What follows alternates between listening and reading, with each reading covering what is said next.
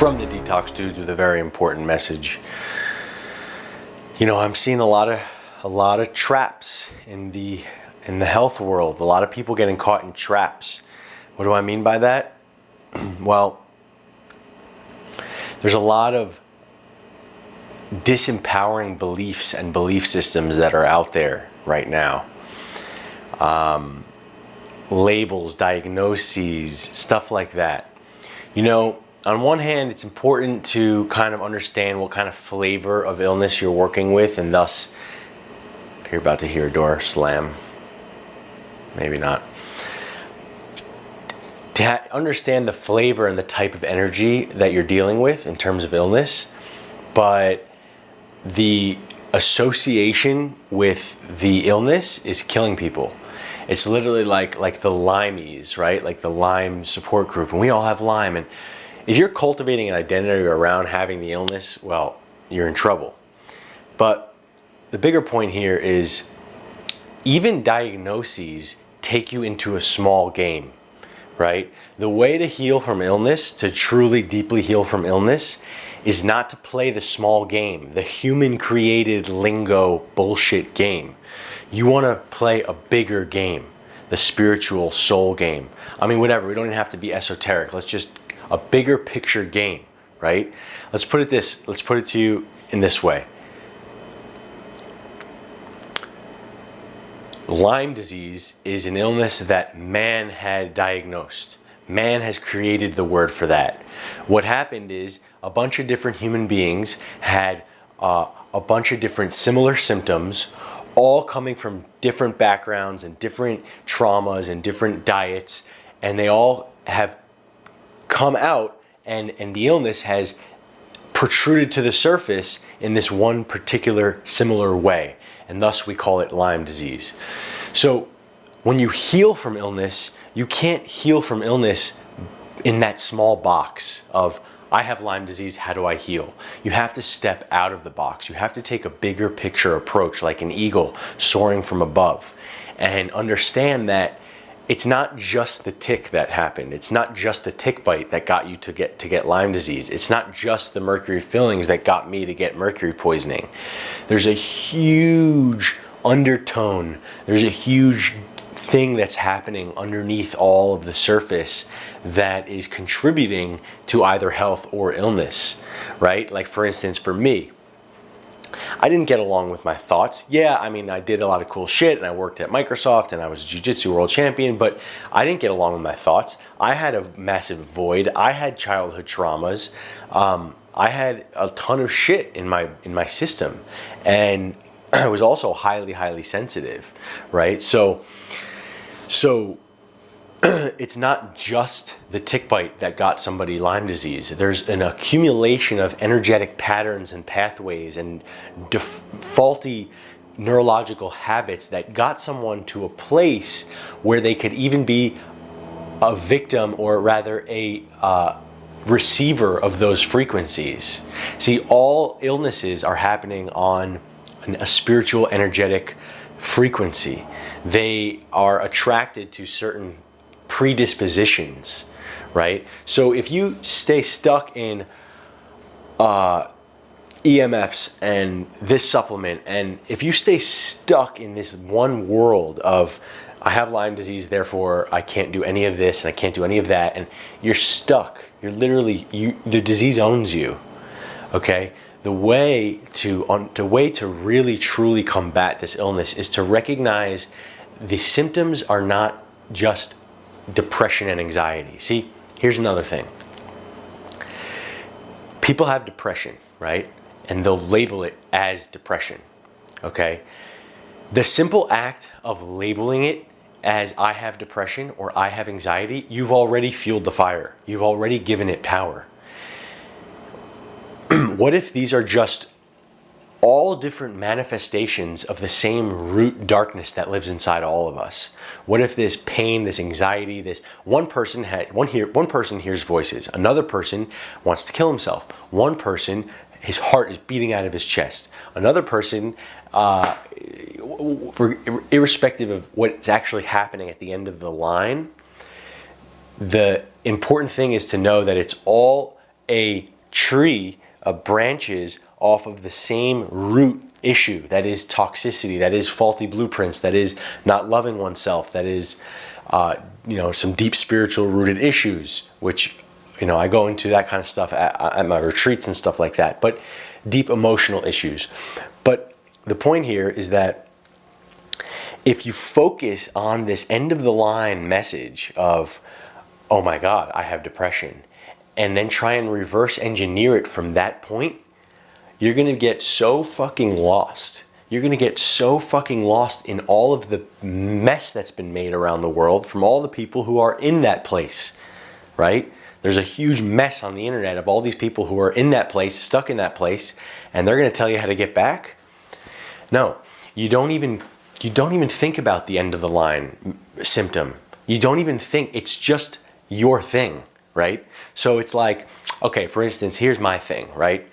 If I get super spread thin, or if I'm not eating well, or if I'm just off my game for multiple weeks, which hardly ever happens anymore, I experience anxiety, I experience lethargy, I experience confusion.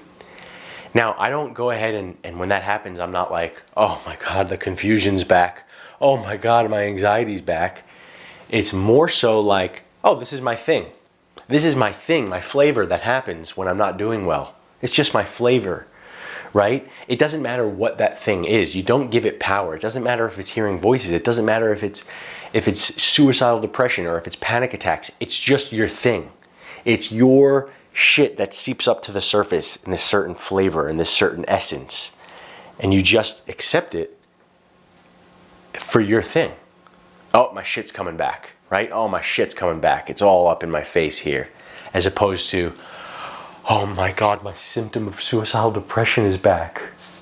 Do you see how much different those two worlds are? Those two games are? One is a big game, one is a little game.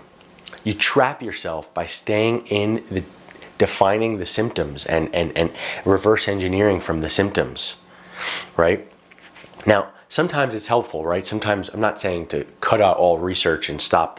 If you have anxiety, look up stuff about anxiety. If you have depression, look up stuff about depression. But what I'm finding is that the root issues are generally all very, very similar, okay? So by putting our emphasis on the symptom, we're putting all this fuel into a fire.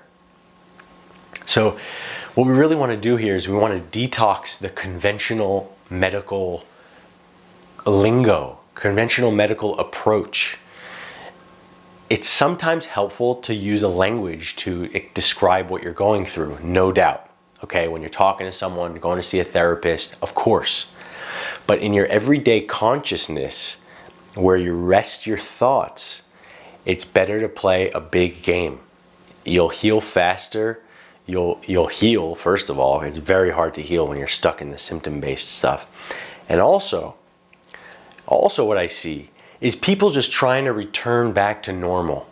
Everyone's just trying to go, oh my God, Josh, hey Detox dude, I used to be so cool and now I'm sick. I just want to go back to who I was.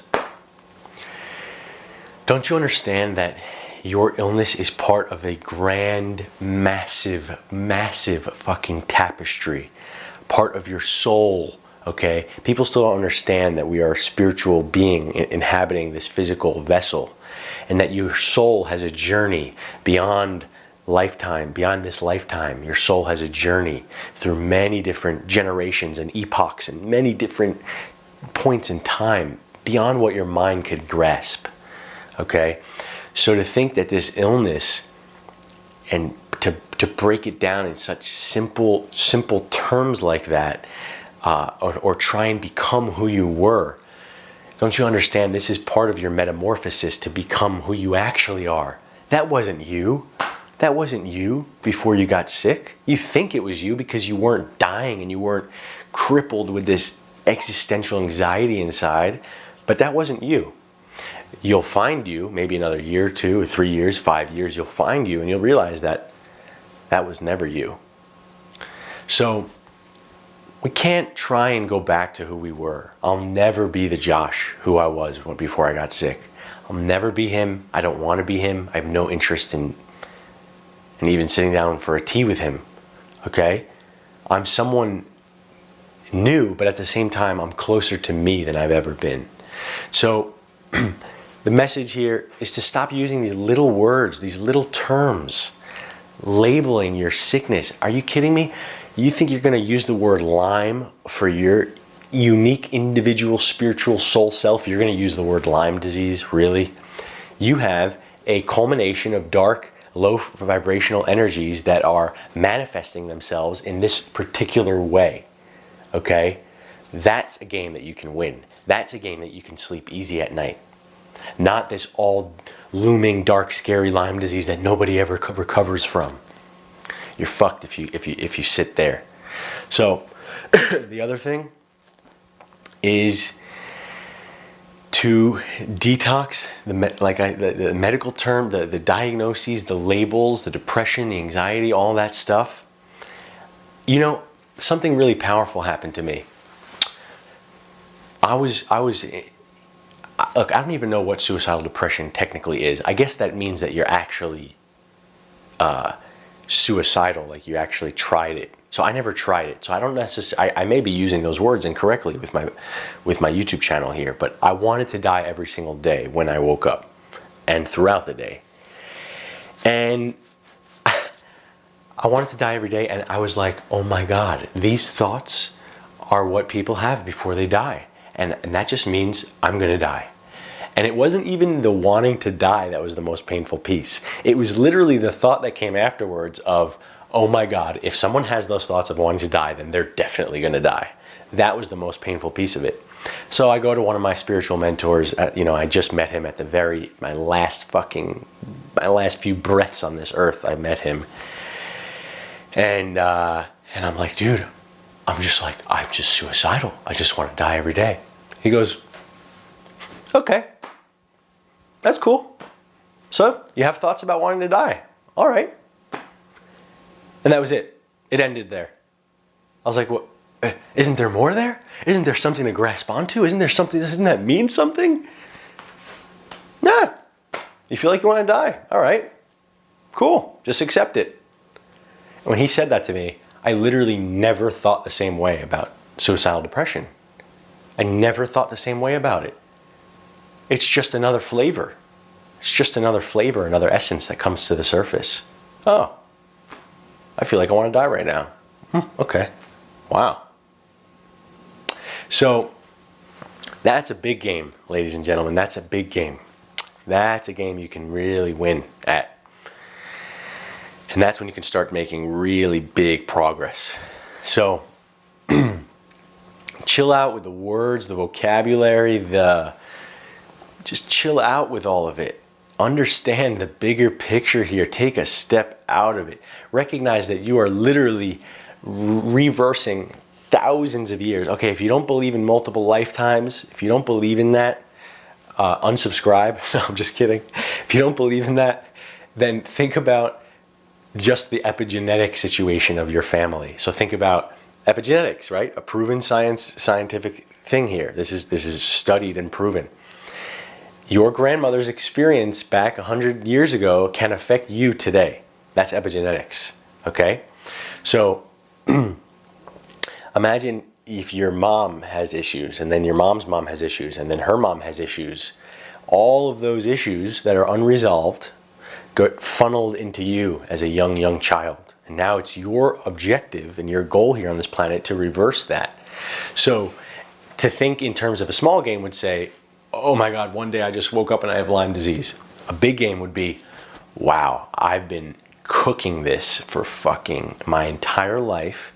And in fact, my mom started this cooking for me, and her mom put these fucking carrots on the stove first. And her mom cut those carrots up. Okay? So it's a big thing here, ladies and gentlemen. Are you catching what I'm trying to put down here? It's big. Don't think so small. Peace.